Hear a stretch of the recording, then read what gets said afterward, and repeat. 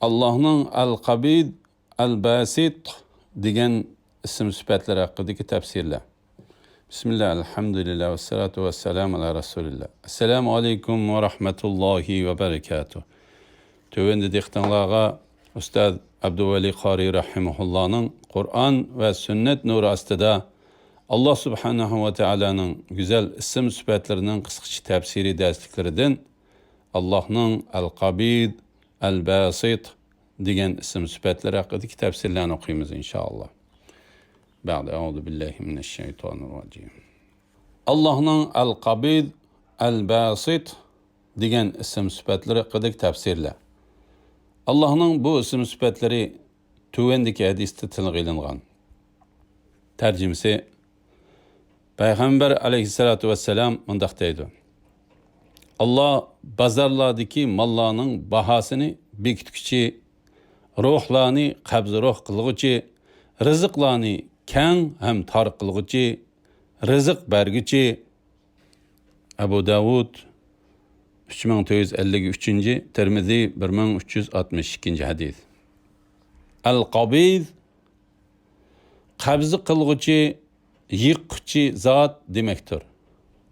El-Basit yayğıcı, kengaytkiçi zat demektir. Allah Subhanahu ve Teala insan sakratki vaqtida onun cesedinin her bir kısmından ruhlarının hemmisini qabz qılıdı. Hayat vaqtida cesetke ruhlarını tarqıtıdı.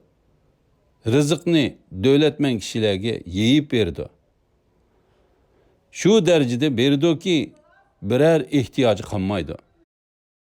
Pekirlardan rızıqni şundaq tartip ilip alıdı ki onun da hiç qanday kudret ve taqat kalmagıdak derecede qabzi yani tar qılıdı. Bu Allah Subhanahu ve Teala özünün hikmeti ki rızıqni xalığan adamga keng qilib berdi, xalığan adamga tar qılıdı. Bende Allah Subhanahu ve Teala'nın el-Qabid sübtini ve el-Basit sübtini bilgenden keyin şu sübetlerden ülüşünü algan kişiler qandaq boludu? Acayip hikmet verilgen kişi bendilerinin kalplerini Allah Subhanahu ve Teala'nın nimetlerini ve ahiretteki mukafatlarını zikir kılış bilen ularının kalplerini yaydı. Ve şunun bilen birge Allah'ın yolunda biparvalık kıygan kişilerin Allah'ın ahiretteki azaplarını zikir kılış, dünyadaki düşmanlarından kısas ağanlıkını zikir kılış bilen ularının kalplerini tarlaştırdı. Resulullah sallallahu aleyhi ve sellem ashab-ı keremlerini en şundak tutup durattı. Ashab-ı keremlerinin kalplerini ahirette boladigan dehşetlik vakalar bilen ularının kalplerini qabz qılattı. Şunun bilen birge nimetlerini zikir qilish bilen ularının kalplerini kengaytetdi. Resulullah aleyhissalatu vesselam hadis Kudüs'te Allah Subhanahu ve Teala Adem aleyhisselam'a kıyamet günü de devzakka evetilgen kişilerinin hemmisini elip verin deydi. Adem aleyhisselam qancha adamni degini de her 1000 kişiden 999 kişini deydi. Ashabiler bu geplerini anlap kalpleri sıkılıp hatta ular bütün haletler mushundaq bolsa bizning ahvolimiz qandaq bo'lib ketar deb sıkıldı. Ani shuningda ashab-ı kiramlarning qalblarining yiqilganini ko'rgandan keyin dediki, amal qilinglar va xursand bo'linglar. Muhammadning jini qo'lida bo'lgan zotga qasamki, sizlar qiyomat kuni odamlarning hammasiga selishtirganda to'gining biqinidagi bir tal oq xoldek tursizlar yoki qichirning tapinidagi bir tal chikchilik tursizlar. Ana Bütkül insanların içinde 999 tanesi elinganda hem sizler şunçilik az xalqlar hesaplanısılar dedi. Şunundan keyin ularning qalblari ana shu sıkılıştan kengri rahat bo'ldi. Ana odamlarning holatlariga nazar tashlab, ular dalolat yo'lida manganda qalblarini siqib tarlashtirib, Ular haq yo'lda manganda qalblarini kengaytib, rohat tutadigan haqiqiy olimlar kishilarning kasalliklarini davolayotgan tabiblarga o'xshaydi-da. Allah subhanahu va taolaning Al-Qabid va Al-Basit sübtidan o'ziga xolos ajratib elib, ölüşini algan kişiler hesaplanıdı. Kur'an ve hadislarda Allah'ın bu isim sübetlerine alakadar tövendeki mezmunlar tılgı ilangan. Sure En'am 125. ayette فَمَنْ يُرِدِ اللّٰهُ أَنْ يَهْدِيَهُ يَشْرَحْ صَدْرَهُ لِلْإِسْلَامِ وَمَنْ يُرِدْ أَنْ يُضِلَّهُ يَجْعَلْ صَدْرَهُ ضَيِّقًا حَرَجًا كَأَنَّمَا يَصَّعَّدُ فِي السَّمَاءِ كَذَلِكَ يَجْعَلُ اللّٰهُ الرِّجْسَ عَلَى الَّذ۪ينَ لَا يُؤْمِنُونَ. Tercümesi, Allah kimni hidayet kılmakçı bolsa, onun köksünü İslam üçün açıdı. Yani onun kalbini imanı kengaytip berdi. Allah kimni azdırmakçı bolsa, onun köksünü şunç taraytı uytudu ki, iman etiş onun goya osmanğa çıkıştın mı kıyım tuyludu. İman etmağallani Allah muşundak azaplaydı.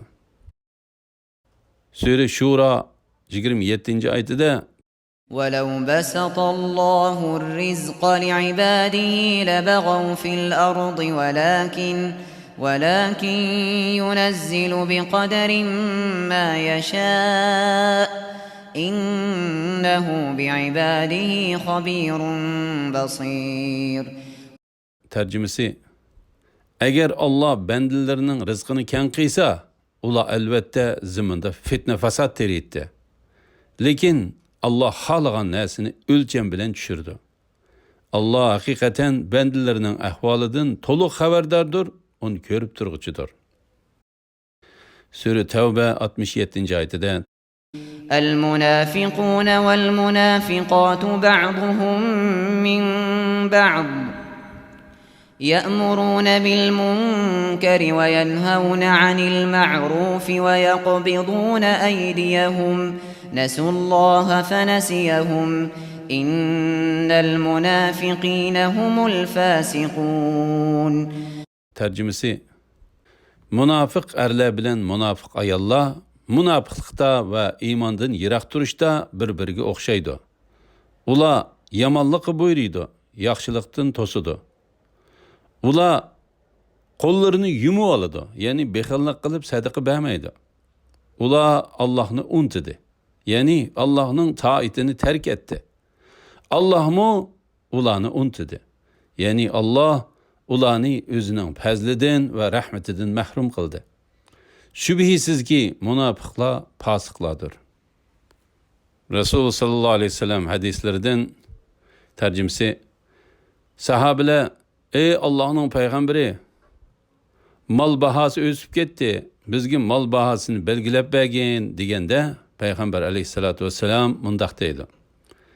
Allah bazarlardaki mallarının bahasını bekitkiçi, ruhlarını qabz ruh kılgıçı, rızıklarını keng hem tar kılgıçı, rızık bergiçi. Abu Davud 3453. Tirmizi 1362. hadis. Sure Bakara 245. ayette مَنْ ذَا الَّذ۪ي يُقْرِضُ اللّٰهَ قَرْضًا حَسَنًا فَيُضَاعِفَهُ لَهُ أَضْعَافًا كَثِيرَةً وَاللّٰهُ يَقْبِضُ وَيَبْسُطُ وَإِلَيْهِ تُرْجَعُونَ. Tercümesi, kimi ki Allah'a qarz hasana berdiken, yani Allah'ın yolunda pul melini xoşallık bilen sarf kılıdiken, Allah onunla neçe hisse, yani 10 hessiden 700 hessigice köp qaytırdı.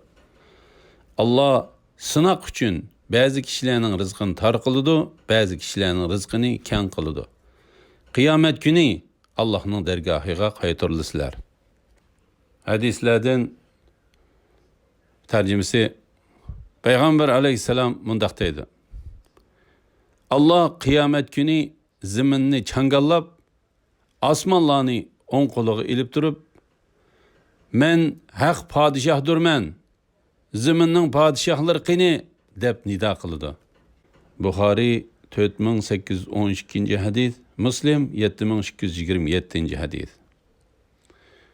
Sure Zumar 67 oyatida وَمَا قَدَرُوا اللَّهَ حَقَّ قَدْرِهِ وَالْأَرْضُ جَمِيعًا قَبْضَتُهُ يَوْمَ الْقِيَامَةِ وَالسَّمَاوَاتُ مَطْوِيَّاتٌ بِيَمِينِهِ سُبْحَانَهُ وَتَعَالَى عَمَّا يُشْرِكُونَ.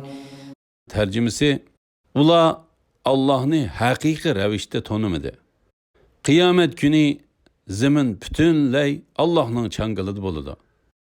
Osmonlar Allohning o'ng qo'lida qotlinib turdi.